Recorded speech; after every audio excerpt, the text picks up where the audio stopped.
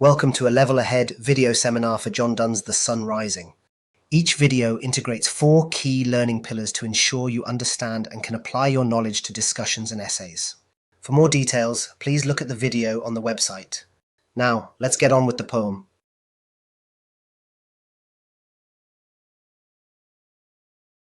The Sun Rising is a 3-stanza love poem. The premise of the poem is that Donne and his lover are in bed when they are awakened by the morning sun. He converses directly with the sun, outlining why his lover and their shared love are more important, more valuable and more treasured than the sun and the world it warms. Donne uses a regular rhyme scheme, ending with a couplet, and each stanza replicates the same rhythm, reflecting the sense of a world in balance and order as a result of the couple's love. However, the rhyme scheme is unusual, and the rhythm varies throughout each stanza, evident in the length of the lines. This perhaps reflects the sense of the challenge to the established order their love brings. This is apt given the way in which the legitimacy of Donne's secret marriage to Anne More was challenged by her father. The opening stanza offers a counterintuitive start, with Donne dismissing the sun as old and irrelevant and chastising it for waking the lovers. Throughout the poem, Donne uses the traditional concept of the sun revolving around the world, again twisting the new Renaissance thinking of Copernicus to his own logical ends. Perhaps there is an implication that the lovers provide a window on the new Renaissance world, again apt given the nature of his own relationship with More. He uses the first stanza telling the sun to go away and leave the lovers to their own world. This enables Donne to find a contrast between the mundanity of the social world and the elevated, timeless quality of the lover's world. In the second stanza, Donne continues to challenge the sun's power. However, he manipulates the conceit, asking the sun to use its journey around the earth to compare the treasures and beauties of the world to his lovers. He compares the nature of their shared world to a kingdom, elevating their status still further, to encompass all that the natural world can offer. The conceit comparing the lovers to a kingdom is developed further in the third stanza. He also returns to the conceit of the sun's journey around the earth, this time playfully contradicting his argument of the first stanza. Now he argues that the sun should stay where it is, as it will warm and light the whole world by warming the lovers. This cleverly brings together the 2 conceits that run through the poem. It offers half a glance at the Copernican idea that the sun stays static, whilst also embracing the old order as the lover's room is the centre of the universe. Once again, Donne argues that nothing else matters except their love, and offers a glimpse of the immortal that can be found through such mutual love.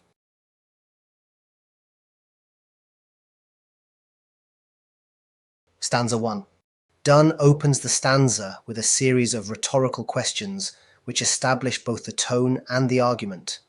He sees the sun as an intruder, an unwanted annoyance that is disturbing the solace of the lover's joyful slumber. The second rhetorical question sets up a key concept, questioning whether love conforms to the normal parameters of time. The opening lines feature an aggressive but playful tone, belittling the sun through the choice of the adjectives which personify the sun as a meddling old busybody. This is reinforced by the noun choices which create the personification of the sun as a fool and a wretch. This representation of the sun has further resonance when we consider the likely biographical backdrop to the poem. Donne's secret marriage to Anne More had created a serious rift with her father, Sir George More, which had led to Donne's imprisonment. More considered himself something of an amateur scholar and had published a pamphlet promoting the virtues of the sun as a reflection of Christian faith, asserting, "Who seeth not the glorious rising of the sun?" The personification clearly has added frisson. Collectively, the use of the rhetorical questions and the personification of the sun establishes a tone of annoyance, but also creates a challenge to the established status. Donne questions the sun's authority and creates an impression of superiority. The stanza proceeds to extend this conceit of the sun's undertaking its jobs through a series of imperatives, through which Donne instructs the sun as to what he should do instead. Go chide, go tell, call. This underlines the sense of superiority the lover feels over the sun. The conceit suggests that the sun should absent himself from the lover's world and go about his daily business. Again, Donne uses a listing technique, offering a range of examples of daily life that the sun should be concerned with. The examples range across age and social status, from schoolboys to kings. The reference to country ants works on both the literal level, implying an even lower form of existence in the chain of being, but also on a metaphorical level, perhaps referring to farm workers. Again, the historical and biographical context provides an interesting reading on the significance of these lines. The poem is likely to have been written when Donne had been dismissed from his position in London as a result of the secret marriage to Anne, and was living with her at Sir Robert Drury's in Pyrford. This would have isolated him from the social circles of court in London geographically, as well as financially. Railing against the importance of court perhaps provides a reassurance to his lover and to himself that their love surpasses the life at court. It is certainly easier for him to dismiss the significance of court life. The final couplet asserts a central premise, that love has a timeless quality. It is not restricted or dictated by the parameters of time. Donne uses both listing and metaphor to imply the inferiority of time. The use of rags gives an impression of something broken and used. Interestingly, in the penultimate line, Donne inserts a parenthesis, all alike, a phrase which generates an image of a shared, mutual, balanced, and holistic love. Stanza 2. The second stanza goes on to challenge the sun's power and to affirm the superior nature of his lover and their love. It opens with another rhetorical question, which works with the ironic selection of the adjectives reverend and strong to diminish the significance of the sun's traditional qualities. Then he uses a series of references to sight and light to explore the quality of his lover and her love, as well as developing the next conceit. His childlike dismissal of the sun's power by saying he can shut them out with a wink is aggrandized through the verb eclipse. This hyperbole resonates with the large-scale geographical and astronomical imagery used throughout the stanza, but it is juxtaposed with intimate imagery of not wanting to lose sight of his lover on the bed. This contrast, amplified through the juxtaposition, provides an assertion of the importance and significance of their love, as well as an intensity to the depth of the love he feels. The conceit moves on from line 5 of stanza 2, where Donne once again uses a series of imperatives to direct the sun to travel around the world to compare the earth's riches to his lover. Interestingly, in dismissing the notion of the sun's power, Donne uses the Ptolemaic concept of the earth as the center of the universe, around which the sun moves.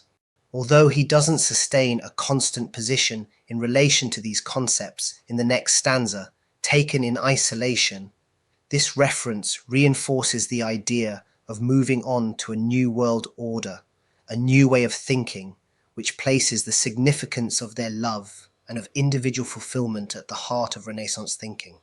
The imperatives, look, tell me, and ask for, reinforce the superiority Donne feels over the sun as a result of the love he experiences. He makes two references to the riches the sun will find.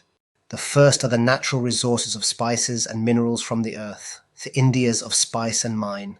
The references to East and West Indies alludes to the contemporary excitement of exploration, as well as the geographical scale of the earth to emphasize the degree of treasure his lover has. The second reference is to the social status of monarchs. Given the proximity of kings to the spiritual realm in the chain of being, this elevates the nature of his lover. This also prepares the ground for the next shift in conceit and foreshadows the climax of the poem, as he compares their room to a world in itself. The final couplet begins that conceit by implying that all the world's treasures are to be found in his lover lying in the bed next to him.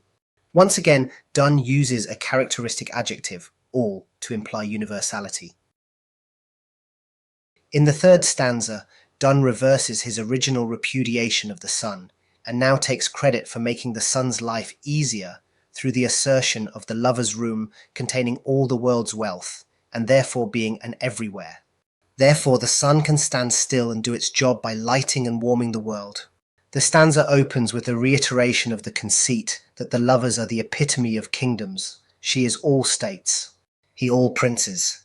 The modern reader may identify the patriarchal assumptions in this analogy, although one could also argue that lands tend to last well beyond their rulers. However, the syntax, or order of words and structure of the opening line is interesting. By reversing the grammatical structure, the line begins and ends with the two pronouns. It begins and ends with the lovers. The pronouns contain the content of the line. the states and the princes, the earth and its rulers. This structure creates a circular effect, perhaps implying the sphere of their world, and certainly underlining the universality of the lover's newly created kingdom.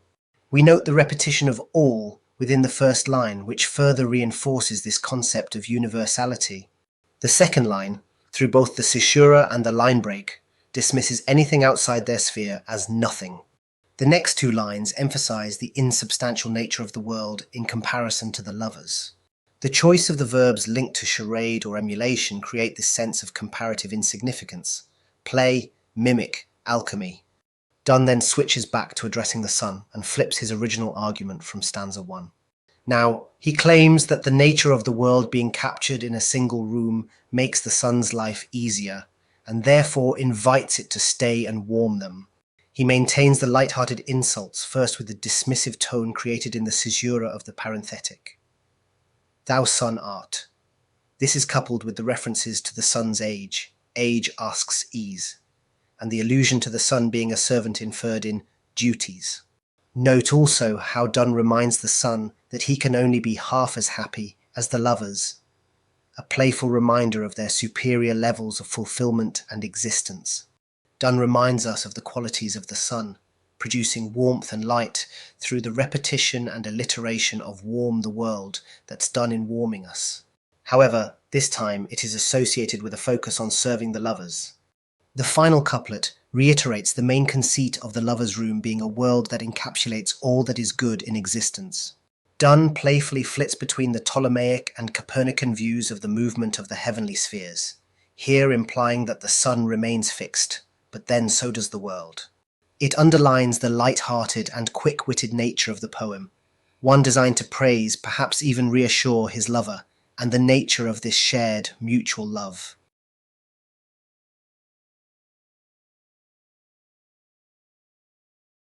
Exploring themes. The purpose of this section is to take a step back from the close analysis of technique and to consider how you might shape ideas in a discussion or an essay. If you are studying a number of poems or poets, one helpful way of developing your skills in this area is to keep a theme tracker. This helps to see emerging patterns, contrasting concepts. It helps in producing a concise summary of main ideas, and is really helpful in selecting which poems to discuss when you are given an essay or discussion task. Try tabulating, using a spreadsheet, or producing a mind map for each theme as you embark on your studies. The Sun Rising, key themes. There are two main themes that I would explore in considering this poem. The first is love. Ask yourself, how does Donne represent requited love in this poem? Here are some ideas. The premise of the poem is based on the idea that love has created a new reality or new world in which the lovers exist. He extols the qualities of this love and his lover, perhaps stereotypically focusing on her beauty. Donne argues that this love creates a change in how the external world is perceived. This includes its social order and the traditional understanding on how the universe operates. He affirms that their world of love, encapsulated in their small room, is superior to the qualities found in society and in the physical world. Also, he presents their love as existing beyond the confines and regulations of time, which implies an eternal spiritual quality. The second theme is that of new worlds replacing old.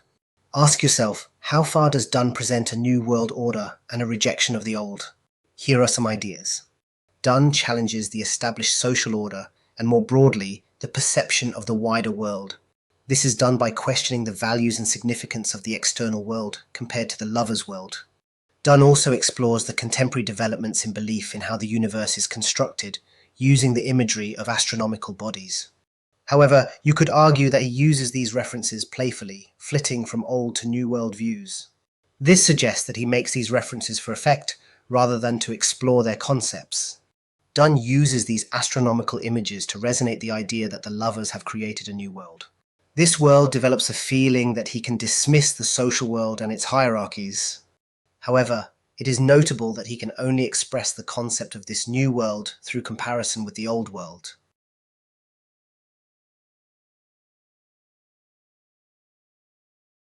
These activities could be used by teachers or lecturers to set tasks in lessons or tutorials. They can also operate for independent study, ideal for home educators, home learning, revision, prep work, or to support absent colleagues. Some are on the screen now.